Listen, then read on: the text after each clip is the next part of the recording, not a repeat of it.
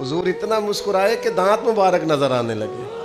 حضرت صہیب رومی رضی اللہ تعالیٰ نے عرض کی حضور میری آنکھ دکھتی ہے، یہ درد ہے آنکھ میں۔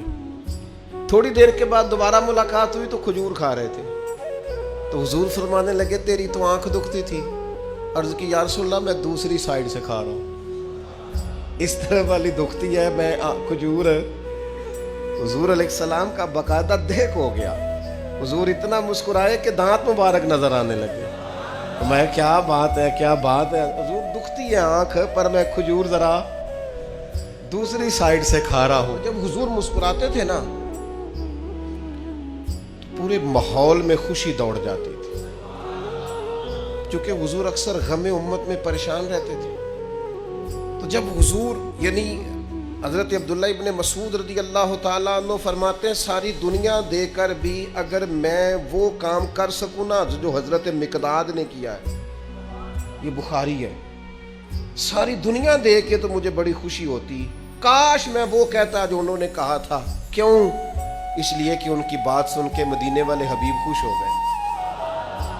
نبی پاک علیہ السلام نے بدر کے لیے صحابہ کو جمع کیا، فرمایا بھئی ہم تو نکلے تھے قافلے کا تعاقب کرنے، لیکن کفار تو اب آ گئے ہیں 1000 کا لشکر لے کر، کرنا کیا ہے؟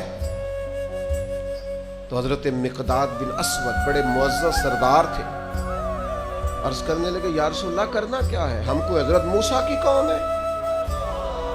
یہ ذرا تیور دیکھیے نا بات کے، یہ ذرا انداز دیکھیے نا۔ حضرت عبداللہ ابن مسعود فرماتے ہیں قسم اللہ کی کاش میں ہوتا، مجھے رشک آ رہا ہے، کیا بات ہے، بات کا کیا انداز ہے۔ حضور کرنا کہ ہم کو حضرت موسیٰ کی قوم ہے جو آپ سے کہیں گے کہ آپ لڑیں اور آپ کا خدا لڑے، یا رسول اللہ ہم آپ کے آگے بھی لڑیں گے، آپ کے پیچھے بھی لڑیں گے، آپ کے دائیں بھی ہم ہوں گے، آپ کے بائیں بھی ہم ہوں گے، غلامان محمد جان دینے سے نہیں ڈرتے، یہ سر کٹ جائے یا رہ جائے کچھ پرواہ نہیں کرتے۔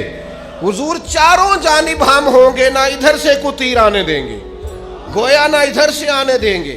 ان کی بات کا معنی یہ کہ نہ دائیں سے آنے دیں گے نہ بائیں سے آنے دیں گے۔ حضرت عبداللہ ابن مسعود فرماتے ہیں کیا وقار تھا جناب مقداد کی بات میں کہ حضور خوش ہو گئے۔ میں نے چہرے پر آثار مسرت دیکھے، میرا دل کرے واہ مقداد تیری کیا بات ہے، تو نے راضی کر دیا ہے نبی کریم